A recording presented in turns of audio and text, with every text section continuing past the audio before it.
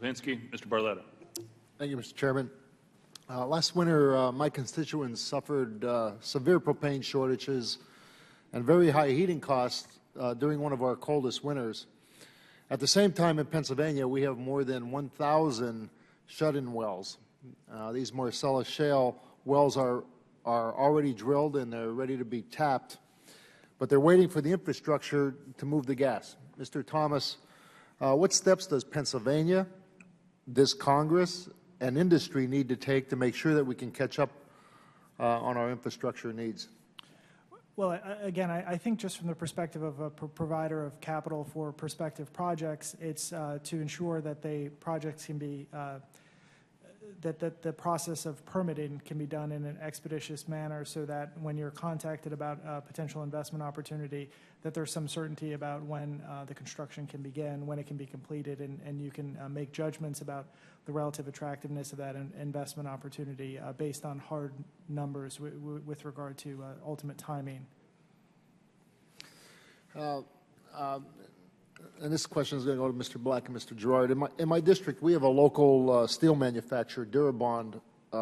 They produce pipeline. I've been to their facility, and I was very, very impressed by all of the double and sometimes triple checks that are done to make sure that each segment of the pipeline is safe. Now, I know that the Chinese steel manufacturers are trying to sell their steel pipe here in the United States. Mr. Black and Mr. Gerard, how are we making sure that every segment of imported pipe is meeting the same safety inspections and standards as United States manufacturers? Well, the quality of the steel is very important. A lot of pipeline operators participate in the API monogram process that Mr. Gerard's organization runs, where globally there are specifications on the manufacturing of that steel. I know pipeline operators buy a lot of American steel. I know in the Keystone XL, it's a majority of American steel. I'll just add to that, as Andy talked about, is we at the API, we originally established as a standard-setting organization.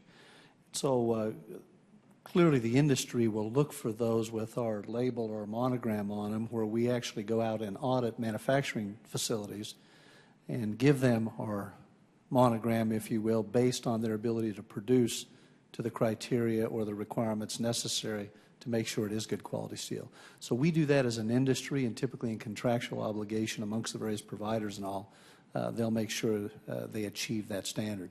The other thing I'd just add, Mr. Barletta, if I could, in response to what you asked Mr. Thomas, the other thing I would suggest is and back to my earlier opening statement, when we think about the energy equation in the United States today, you talk about your shut-in wells in Pennsylvania and elsewhere, we need to think more broadly now because we need to look for the global markets.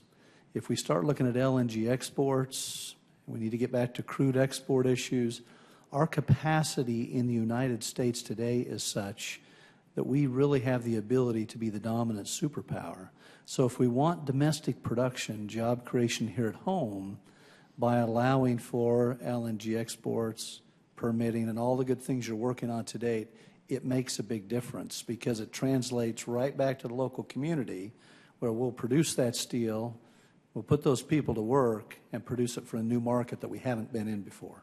I agree with you. Pennsylvania can be a leader absolutely with all the gas we have there. And in my district alone, 4 major pipelines are being built under the backyards and farms of my constituents. Mr. Black, what are the pipeline companies doing to ensure that these pipelines are safe on my constituents' property?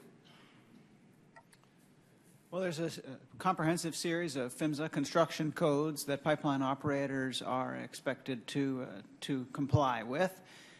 Pipelines today are using the high-quality steel, most of which perhaps is from your area of Pennsylvania, and they're employing inspectors to inspect the construction activities in pipeline.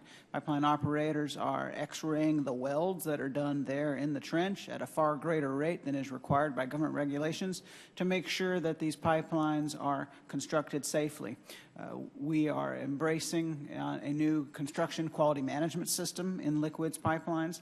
And before any liquids pipeline goes into service, it's subject to a hydrostatic pressure test where the pipeline is pumped to a greater degree of pressure than it would ever operate at commercially to make sure that the manufacturing and construction is solid before that pipeline goes into service.